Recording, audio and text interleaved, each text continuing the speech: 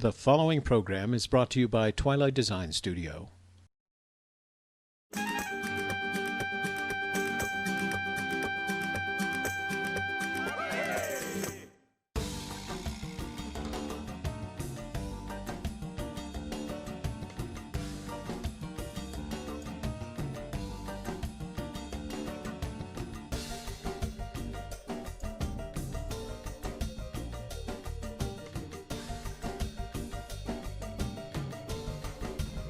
Hi, welcome to New Mexican Santera.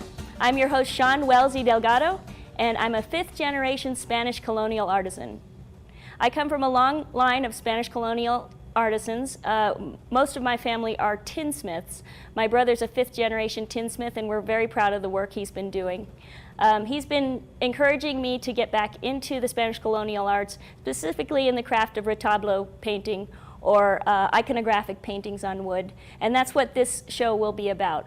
When I had the opportunity to develop the show, I instantly thought that it would be fantastic to share some of the techniques and the methods and the stories that come along with becoming a Santera. As I was studying with a mentor, I realized it was really hard to find information on just accessing any information on becoming a Santera, what kind of materials I should be using and what kind of formulas for the pigments. That information's out there, but it's hard to find if you don't know where to look. So this was a great opportunity to share that information. So my hope is that after experience either a single episode or the entire season, that you'll walk away with a greater understanding of New Mexico's cultural roots, its historical roots, and its artistic roots, and you'll be able to experience New Mexico in a whole new way. You'll be able to walk around and share with the artists, either the Spanish colonial artists, the American Indian artists, or even the contemporary artists, because at the seat of all the artists of New Mexico, there is a shared cultural and historical experience that comes through that art. And I believe that if you can get involved in the techniques in the story, that you will be able to share this experience with the artists of New Mexico. In each episode, I'm going to try to introduce one or two new fundamental techniques so that by the end of the season, you should be comfortable with your understanding of how a New Mexican Spanish colonial artist paints a retablo. And maybe by then, you'll be comfortable enough to try one yourself. And I'll be here right by your side.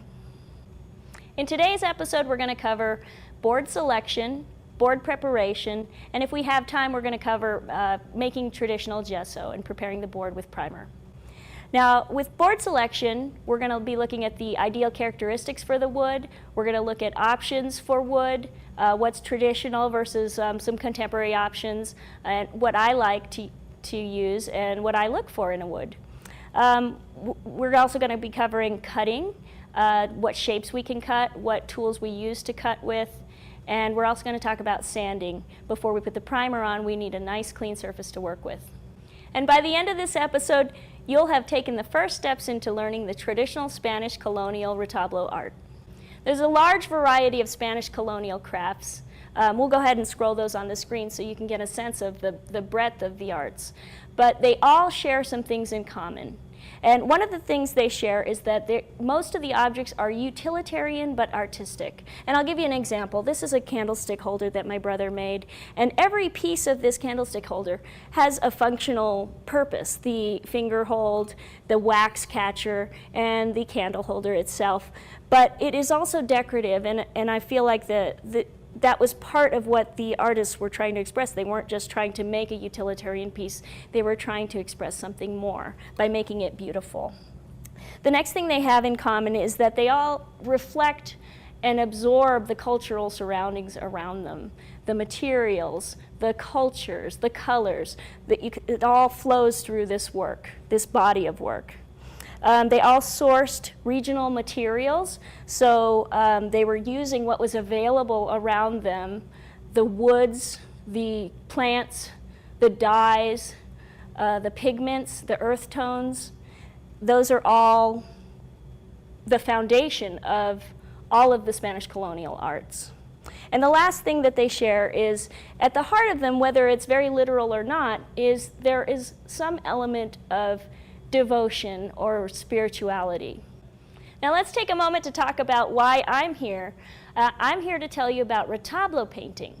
Retablo painting is one of the Spanish colonial arts traditions, and it consists of painting usually a saint icon, but it can also be other imagery, onto typically a wooden board on a traditional gesso base using traditional pigments. And I'm going to be covering all of those. There are modern variations of all of those, but what I'm covering in this show are the traditional methods. There are a variety of tools you'll be working with. It depends on how far you want to go with the craft, but I'll give you the full breadth and you can narrow it down to make it comfortable for you. We'll be using band saws, scroll saws, power sanders, hand drills, power drills, brushes, pigments, sealers. There's a whole range. You can go as far as you want with this art in terms of media and materials. But I'm going to be covering the traditional techniques, so I'm going to focus on those tools and materials. I'll be covering a variety of techniques throughout the episodes, including some advanced techniques like gold leafing and sgraffito, which is the process of scratching into the board to reveal the undercoat.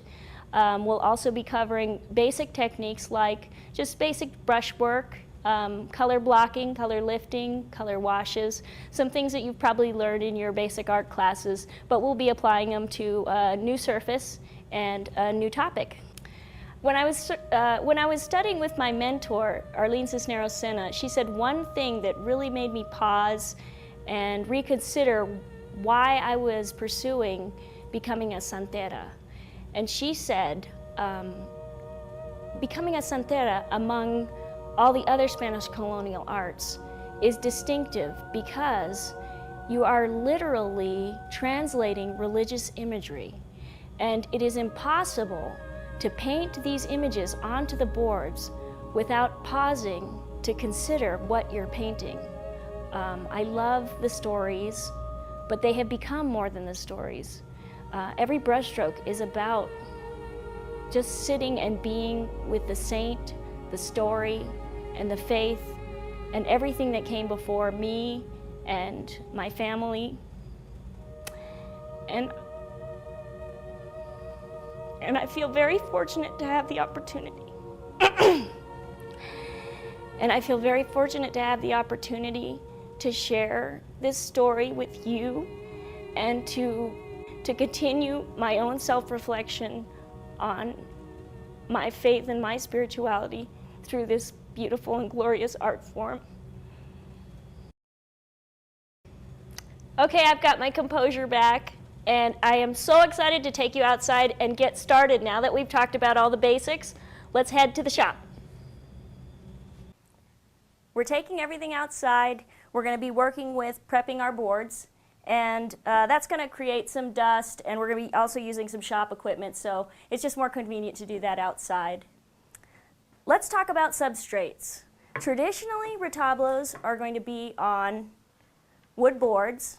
The vast majority you find are on wood boards. But as we discussed earlier, these were pioneers and they were looking for any handy material they could find. So there's evidence of retablos being painted on glass, on tin, but what we're talking about today is boards, wood.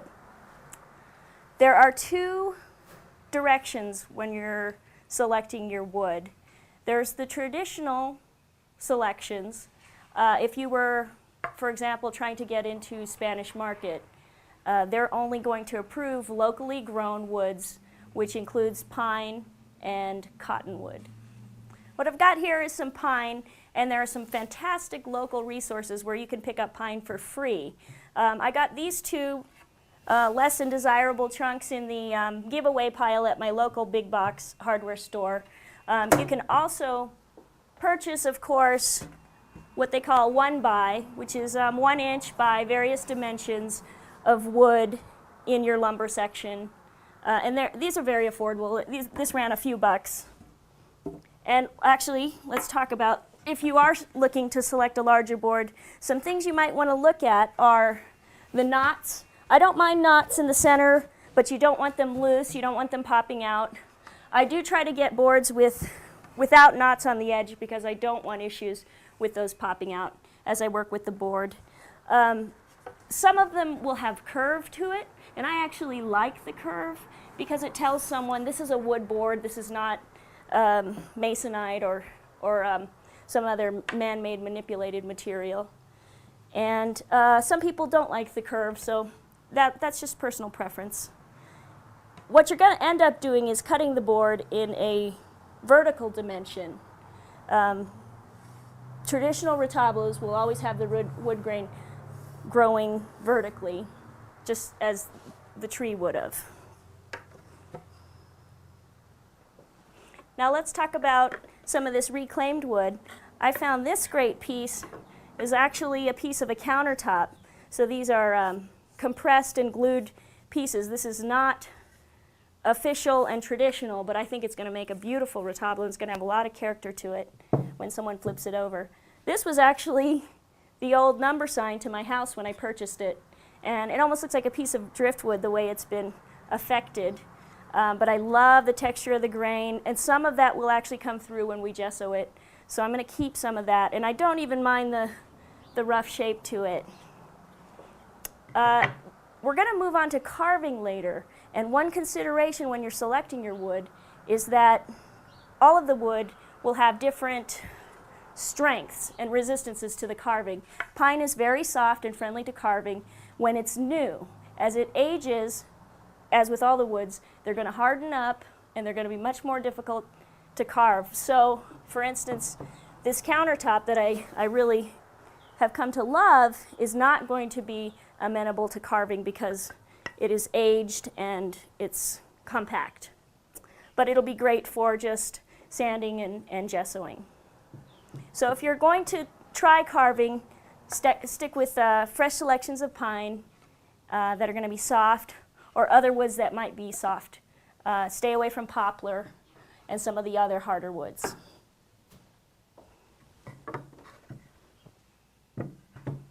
So the first thing I learned when I was learning how to cut wood is just a simple rectangle.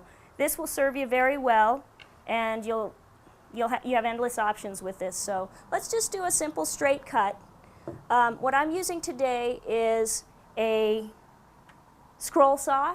It has a very tiny blade, and it's very friendly to people who don't want to get really involved with the tools. It's not very loud, it's light, it's compact. The blade, however, is very fragile. It does allow you to turn and do curves, which is great, but it also is prone to breakage. So you want to make sure you have a couple of backups on hand. I picked this one up online at a very affordable price, so that's a great place to look for this kind of equipment. So let's just take a ruler, and you can play with your proportions, because if you make a board that's, if you get left with a board that's unusually long or unusually short, you can change the proportions around the saint image that you end up with by adding borders. So don't be afraid of playing with proportions. Naturally, I like to start with golden rectangles in general proportion, but we're just going to do a rough estimated rectangle today. So this scrap piece is a 5.5-inch board, and I'm just going to mark out 11 inches, and that gives me a 2-to-1 proportion. This is a long proportion, but that'll let us play with the border later, which I think will be fun. And all I'm doing is measuring from the top. This is a pretty straight cut here that I'm starting with, so I'm comfortable with that. You can go ahead and lay out a second rectangle, and I'm going to do a shorter one that's closer to my golden rectangle. Just going to measure out 8.5 inches there and 8.5 inches there. Get my straight line across. And I'm going to emphasize this during the whole show, is that this is a handmade craft. We're not looking for laser line accuracy. And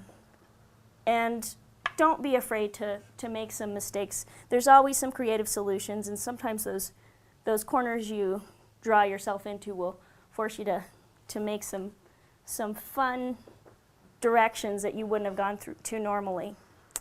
The last piece here, I've got a pretty nice proportion, but I've got this really jagged edge. So what we're going to end up doing is cutting this off, and I think what we'll do to just use as much wood as we can is draw a half circle. I've got a protractor here. Again, I'm not looking for scientific accuracy here. I'm just going to eyeball it and set it down. And it's actually not even a full half circle, it's a cut-off circle, but you're going to see that's going to be a really lovely top to our retablo. So let's start with our straight cuts. This is where we're going to get a little bit messy. So I'm going to go ahead and don a convenient little apron. Okay, we're ready for the scroll saw. You want to make sure you've got some protective eye gear because the wood will be kicking out some particles. I've got my rectangular piece. I'm just lining up the blade. It doesn't matter if you're on the left side of the line or the right side of the line, just stay consistent. With a scroll saw as opposed to a band saw, it is going to be a little bit more wiggly, which I don't have a problem with. If you want a nice, sharp, crisp line, you might want to upgrade to a band saw. So it's not quite touching the blade. We're going to flip it on.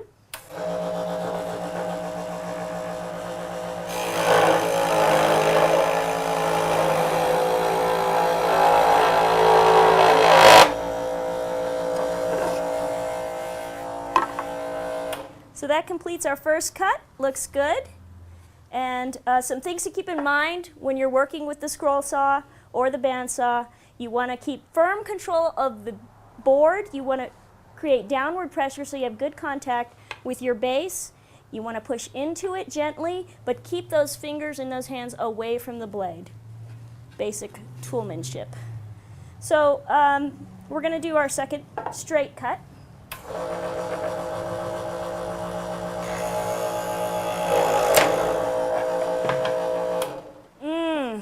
I just got a burst of the fresh scent of the pine, and it's just a perfect thing to do in this brisk winter air just before the holidays, so I'm glad I did this today. I'm going to go ahead and move on to this half round. It's the same technique. We're going to ease into the edge and work our way around with firm pressure, firm downward, forward pressure. And this one's a little bit trickier because I don't have a grip over here. I'm just going to keep my hands clear and guide it from the side I do have access to.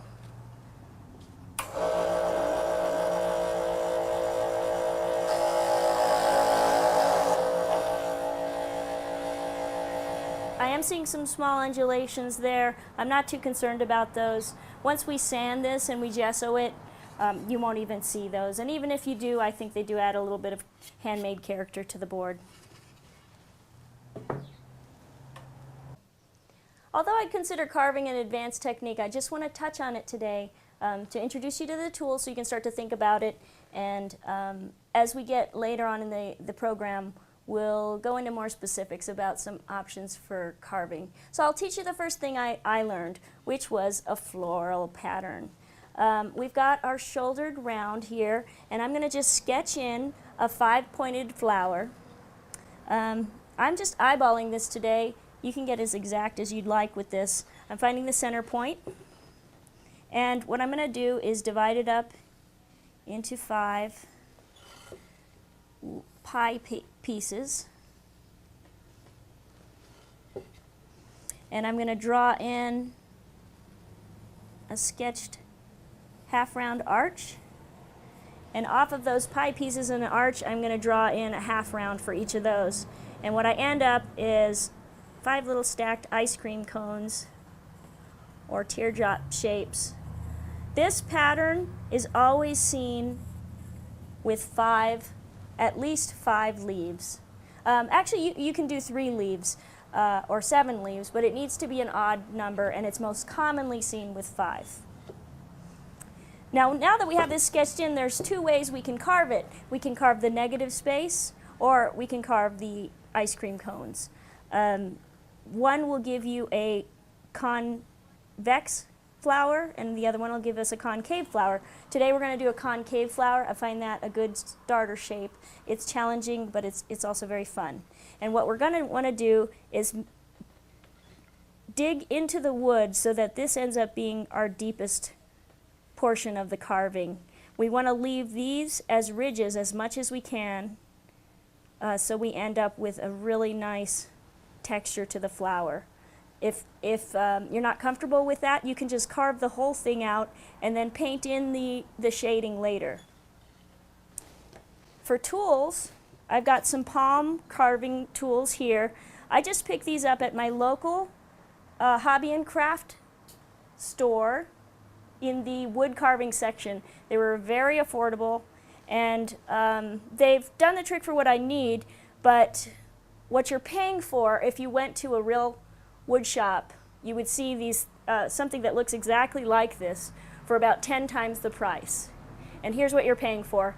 The metal is much harder on a quality set, so you're not going to be sharpening your blades as often, and you're going to be able to carve more and sharpen less. And now that I've gone through this process and carved some, I would recommend, if you're thinking about getting serious with carving, investing in a quality set of carving tools.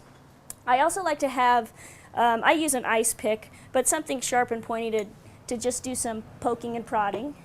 And I keep an X-Acto blade on hand.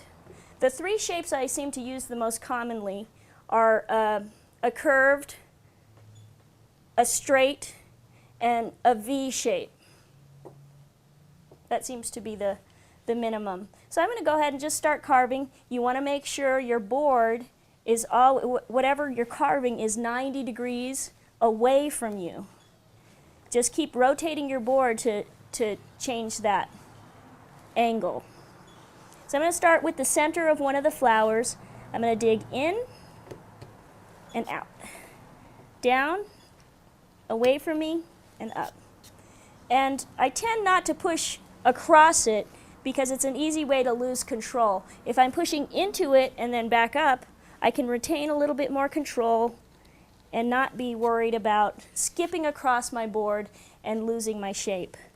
I've done it every time I've carved, and again, you just work with it if that should happen. The gesso and the sanding process can correct some of those problems. This is a very physical task. You can see I'm putting all of my body weight. It's better, I happen to have this set table here.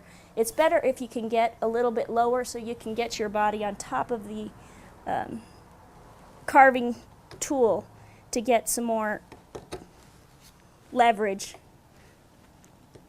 Okay, so I started carving out the close edge, and it's a little bit easier if you work with the direction of the grain rather than working against the grain. And as I approach this line here, just to ensure I'm not going to skip across it, I like to either take my straight tool and start a little line, or you can use an X-Acto blade, which you're going to just press into the wood, and it just gives you that extra safety line so that when you're carving into this ridge, you're less likely to skip over it or through it.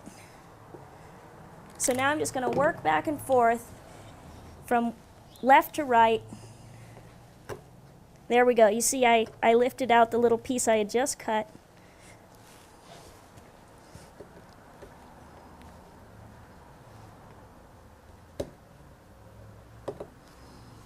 And you can see we've only been working with it for a minute or two, and we're already getting a little divot.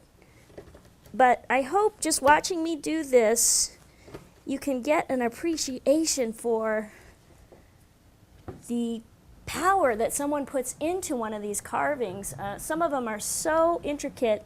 It also gives you an appreciation for being able to compare and contrast different carvers' level of detail. Some people will carve very shallow, and you can see why they would do that as you're seeing me work with this. I am an impatient young artist, so a lot of my carvings are shallow because I want to get to the colored part. But I do love the results of the carved boards, so I do like to put carving in my board. And once you get into a groove, it starts to get a little bit zen and a little bit fun. Okay, that's starting to look like something, but I just wanted to introduce some of the carving concepts. We're going to touch on those in a later show. Today I want to move on to sanding so we can introduce gesso. Let's just start with a simple rectangular board. What we're going to do with the sanding is we want to just prepare the surface to receive the gesso. But with traditional retablos, most of the artists like to knock off the sharp edges. Some just take a little bit off, some take a lot off. That's really up to you, your artistic preference. I like to work with 2 levels of sandpaper. 60 grit, which is extremely rough. It'll make short work of knocking the wood down. And a really fine grit, like 150 grit.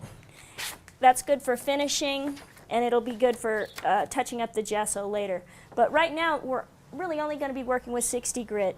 It's going to leave some streaks and scratches in the board, but again, that doesn't concern me because the gesso is going to absorb those scratches so they won't show in the final surface.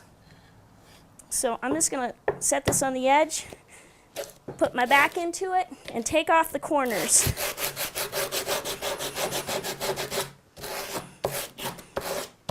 Again, I'm an impatient artist, so I tend to just knock off the corners and call it good.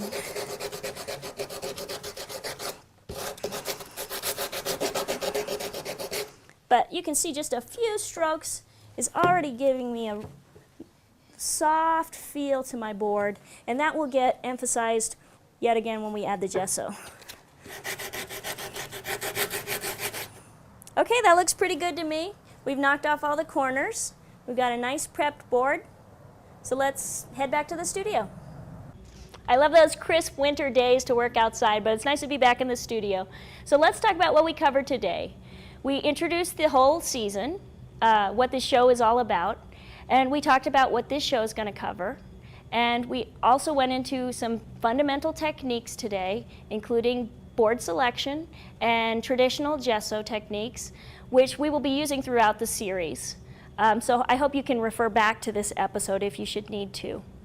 This is your New Mexican Santera, Shanuel Delgado, saying hasta luego.